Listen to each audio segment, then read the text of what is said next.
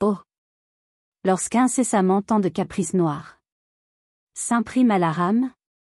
et que notre Thalie accouche tous les soirs d'un nouveau mélodrame, que les analyseurs sur leurs gros feuilletons jettent leur sel attique, et, tout en disséquant, chantent sur tous les tons les devoirs du critique, que dans un bouge affreux des orateurs blafards dissertent sur les nègres,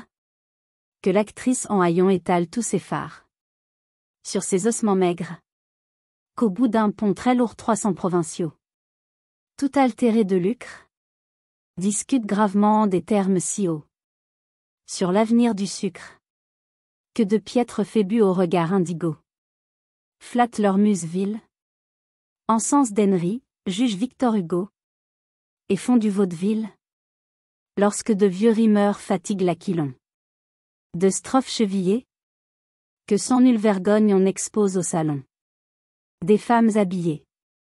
que chez nos Miss Lila, entre deux verres d'eau, un grand renom se forge, que nos beautés du jour, reines par Cupido, n'ont pas même de gorge,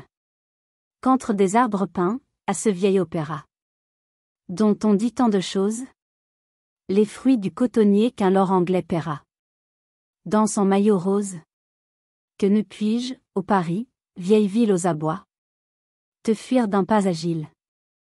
et me mêler là-bas, sous l'ombrage des bois, au berger de Virgile, voir les chevreaux laciférer près d'un ravin, ou parcourir la plaine,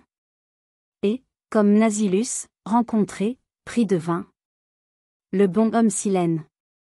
près des saules courbés poursuivre Amaryllis, au jeune sein d'albâtre, voir les nymphes emplir leurs corbeilles de lys, pour Alexis le pâtre,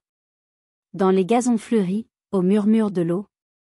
dépenser mes journées à dire quelques chants aux filles d'Apollo, en strophes alternées, pleurer Daphné ravie par un cruel destin, et, fuyant nos martyrs, mieux qu'Alphésibeux en dansant au festin, imiter les satyres,